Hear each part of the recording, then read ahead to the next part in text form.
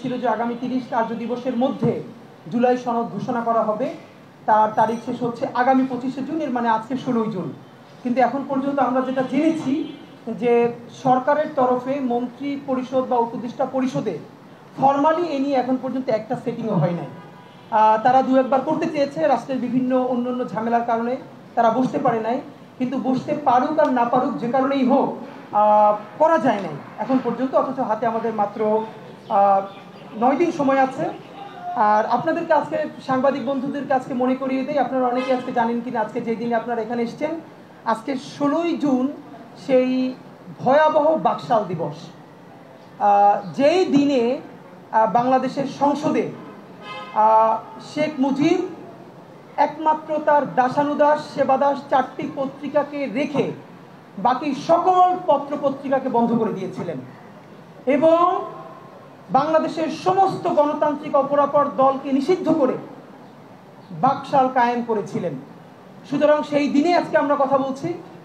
আর সেই বাকশালের মধ্য দিয়ে আজকে যেই সংবিধান, আমরা সংবিধান পড়ি, সেই সংবিধানকে চূড়ান্তভাবে অপাঙ্ক্তেয় করা হয়েছিল সেই বাকশালের মধ্য দিয়ে। সুতরাং আপনাদের সাথে আমরা কয়েকটা ব্যাপার প্রথমতই জানাতে চাই। আপনারা জানেন দেশের মধ্যে বেশ কিছু ক্রাইসিস চলছিল, রাজনৈতিক সংকট চলছিল, সেনাবাহিনী, রাজনৈতিক দল, সরকার কয়েকটা মুখোমুখি অবস্থানে চলে গিয়েছিল। আমরা নিজেরাও প্রত্যাশা করেছিলাম তখন যে রাজনৈতিক দলগুলোর সাথে সরকারের একটা সমঝোতা তৈরি হবে এবং আমরা খুবই আশাবাদী হয়েছি। প্রধান উপদেষ্টা ডক্টর ইউনূস সাহেব তারেক রহমান সাহেবের সাথে সাক্ষাৎ করেছেন এবং একটা দীর্ঘ মিটিং তাদের হয়েছে। উভয় পক্ষ বলেছেন তাদের একটা ভালো মিটিং হয়েছে, তারা একটা ভালো অ্যাটিটিউড নিয়ে হাস্যোজ্জ্বল বডি ল্যাঙ্গুয়েজে সেখান থেকে বের হয়েছেন। প্রথমত, বাংলাদেশের স্বাধীনতার সার্বভৌমত্বের অতন্ত্র প্রহরী বাংলাদেশের সকল জনগণ নিশ্চয়ই এটা দেখে খুশি হয়েছে যে ভারত এবং অপরাপর অন্য সকল শত্রু দেশ চেয়েছিল যাতে বাংলাদেশের রাজনৈতিক শক্তিগুলো বিভাজিত হয়ে যায়, এই সরকার যাতে কোনোভাবে আর ফাংশন করতে না পারে। সুতরাং এখানে একটি পরাজয় হয়েছে বাংলাদেশের বিরুদ্ধে যে সমস্ত অপশক্তি আছে। তো আমরা প্রথমত ডক্টর ইউনূস সাহেব এবং বিএনপির পক্ষ থেকে তারেক রহমান সাহেব থেকে শুরু করে এইটাকে এগিয়ে নেওয়ার জন্য বাংলাদেশের যেসব বন্ধু অন্যান্য রাষ্ট্র হেল্প করেছেন তাদেরকে আমরা ধন্যবাদ জানাই। একই সাথে এখানে আমাদের বেশ কিছু হতাশা আছে, সেটা আপনাদেরকে জানাতে চাই। প্রথমত দেখুন, ডক্টর ইউনূস সাহেব এবং তার সরকার এই রক্তের উপর দিয়ে, জুলাইয়ের রক্তের উপর দিয়ে, শহীদদের রক্তের ম্যান্ডেট নিয়ে তিনি ক্ষমতায় এসেছেন এবং তার অনেক উপদেষ্টা বারবারই বলেছেন শুধুই একটা নির্বাচন করার জন্য তারা ক্ষমতা নেন নাই। আমরা বলছি শুধুই একটা নির্বাচন করবার জন্যই আমরা তাদেরকে এত রক্তের মধ্য দিয়ে ক্ষমতায় বসাই নাই। আমরা তাদেরকে বসিয়েছিলাম সেই পুরনো বন্দোবস্ত ভেঙে। আপনাদের কি মনে হয় এই ঢাকা বিশ্ববিদ্যালয়ে যেদিন সকল ছাত্রকে হল থেকে বের করে দেওয়া হয়েছে, আন্দোলন মরে গেছে, সবাই চক্ষু বন্ধ করে বাড়ি ফিরে গেছে, সেই আন্দোলনের বাঁশের কেল্লা হয়ে প্রাইভেট বিশ্ববিদ্যালয় পরের দিন যেভাবে রুখে দাঁড়িয়েছে, এই আন্দোলনের দ্বিতীয় শক্তি মানে দ্বিতীয় প্রাণ ফিরিয়ে দিয়েছিল সেই প্রাইভেট বিশ্ববিদ্যালয়। আজকে প্রশ্ন করতে চাই, প্রাইভেট বিশ্ববিদ্যালয়ের কয়জন শিক্ষার্থী জীবনে বিসিএস পরীক্ষা দেয় বা সরকারি পরীক্ষা দেয় যে তাদের কোটার জন্য নামতে হবে? প্রাইভেট বিশ্ববিদ্যালয়ের কোনো শিক্ষার্থী এই কোটার জন্য নামেন নাই। তারপরে বাংলাদেশের হাজার হাজার লাখো লাখো কোটি কোটি জনতা তারা এই কোটা চেনে না, তার জন্য নামে নাই।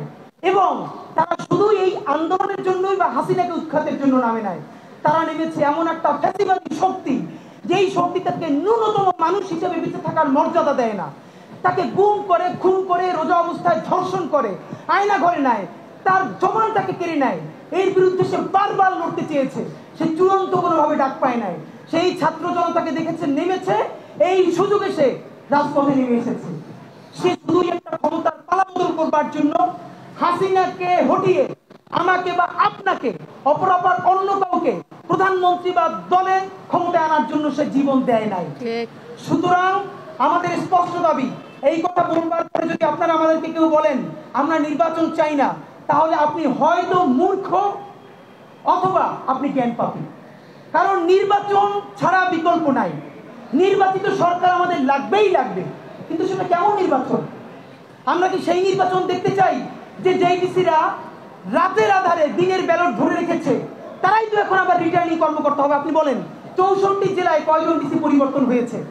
আইডার তাকে ডিসি থেকে এখন আবার সচিবালয়ে আনা হয়েছে, সচিবালয়ের সেই সব কুশীলকদেরকে এখন আবার ডিসি বানানো হয়েছে। আমলাতন্ত্রের মধ্যে আমরা কোন সংস্কার করেছি?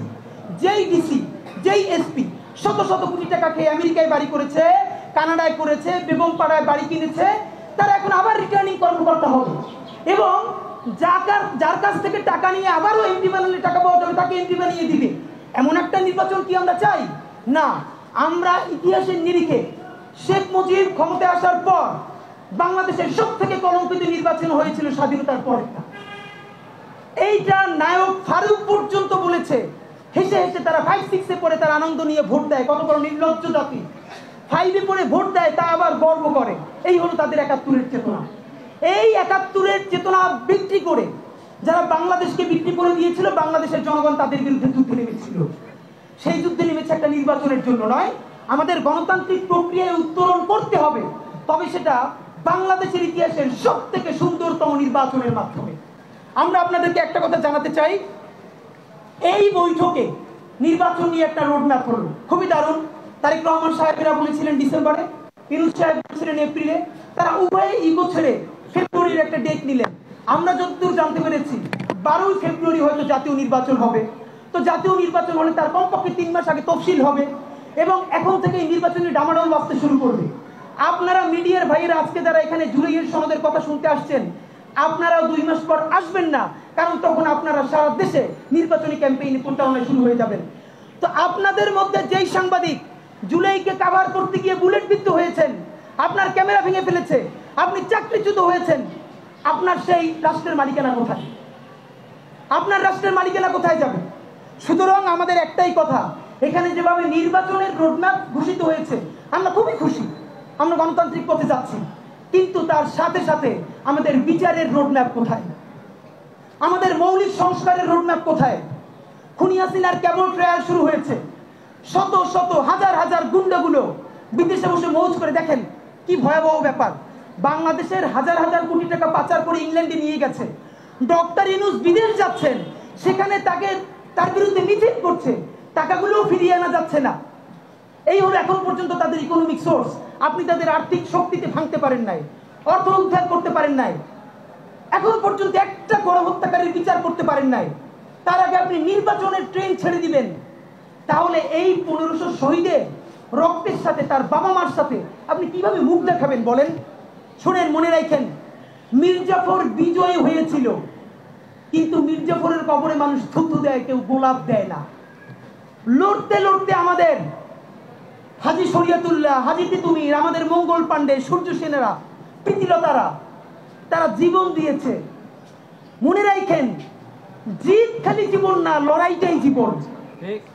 আপনারা আজকে যে সাময়িক 5 বছরের ক্ষমতার জন্য জয়ী হতে চান, আল্লাহ না করুক যদি জুলাইয়ের গাদ্দার হিসেবে বিবেচিত হন, আপনাদের কবরে গণমানুষ গিয়ে থুতু নিক্ষেপ করে আসবে। আর যদি জনতার পক্ষে থেকে লড়াই করতে করতে ভারতীয় আধিপত্যবাদের কাছে হেরেও যান, মরেও যান, আল্লাহ রাসূলে বিশ্বাস করলে শহীদ হিসেবে কবুল হবেন।